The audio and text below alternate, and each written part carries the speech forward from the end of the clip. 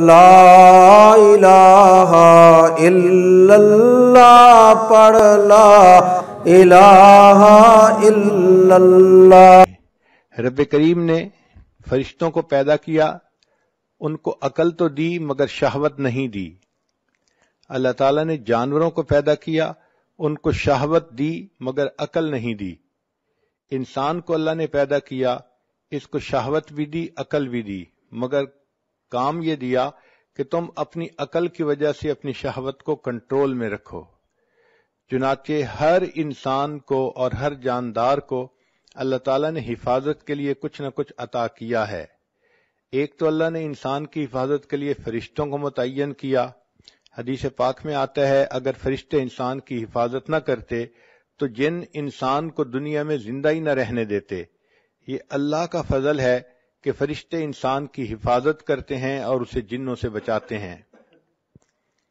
پھر اللہ رب العزت نے اپنی حفاظت کے لیے ہر چیز کو کچھ نہ کچھ عطا کیا۔ مثلا شہد کی مکھی کو ڈنک دیا، جو آدمی بھی شہد کے چھتے میں سے شہد نکالنا چاہے تو مکھی اس پر حملہ کرتی ہے۔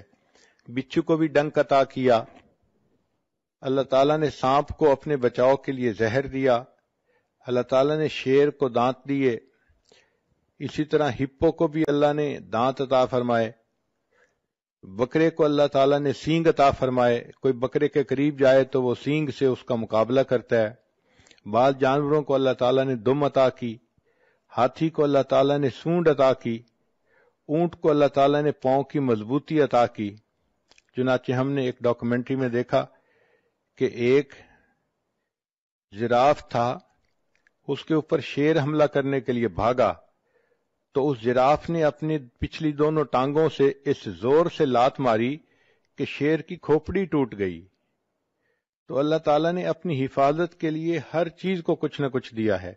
اسی طرح گدھے کے قریب جائیں تو وہ بھی لات مارتا ہے اپنی حفاظت کی خاطر۔ کسی کو اللہ تعالیٰ نے کانٹے عطا کیے، چنانچہ ایک جانور ہے جس کے جسم پر لمبے لمبے کانٹے ہوتے ہیں، اس کو کوئی بھی نقصان دینے والی چیز آئے تو وہ کانٹے اس طرح پھیلا لیتا ہے کہ کوئی اس کو نقصان پہنچا ہی نہیں سکتا۔ کچھوے کو اللہ تعالیٰ نے ایک ہڈی عطا کی جو اس کے پورے جسم کے اوپر ہوتی ہے، جب وہ خطرہ محسوس کرتا ہے تو اس ہڈی کے نیچے چھپ جاتا ہے۔ اللہ تعالیٰ نے مچھلی کو سیلانیت عطا فرمائی، چنانچہ مجھے آج بھی یاد ہے کہ 5ویں کلاس کا طالب علم تھا تو میرے بھائی مجھے ایک مرتبہ دریا پر لے گئے، وہاں لوگ مچھلی پکڑ رہے تھے تو میرا بھی جی چاہا کہ میں مچھلی پکڑوں۔ چنانچہ ایک صاحب نے مچھلی پکڑی، کافی مناسب بڑی تھی، تو اس نے کہا کہ اچھا تم اسے پکڑ لو۔ جب میں نے اسے ہاتھ میں پکڑا تو مچھلی ہلی اور پانی میں چلی گئی۔ مجھے پتہ بھی نہیں چلا، پتہ چلا کہ وہ اتنی سلپری تھی کہ اس کو پکڑنے کے لیے ذرا ٹیکنیک چاہیے تھی، اور مجھے چونکہ پتہ نہیں تھا میں نے اسے نرمی سے پکڑا تو وہ ہاتھ سے نکل گئی۔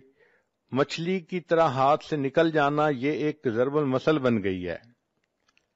اسی طرح ایک مچھلی ایسی بھی ہے کہ جو اپنی حفاظت کے لیے بجلی کا جھٹکا مارتی ہے۔ ہم نے ایک ایکویریم میں دیکھا امریکہ میں کہ ایک ایسی مچھلی تھی کہ جب وہ ہلتی تھی تو 440 وولٹ کا کرنٹ پیدا ہوتا تھا۔ انہوں نے ایک بلب لگایا ہوا تھا تو وہ بلب جلتا تھا اور پتہ چلتا تھا کہ اس مچھلی کے ہلنے سے برقی رو پیدا ہو رہی ہے۔ ایک مچھلی کو اللہ تعالیٰ نے ڈنک والی دم عطا فرمائی، چنانچہ جو اس کے قریب آتا ہے اس کو وہ ڈنک لگاتی ہے اور بندہ مر جاتا ہے۔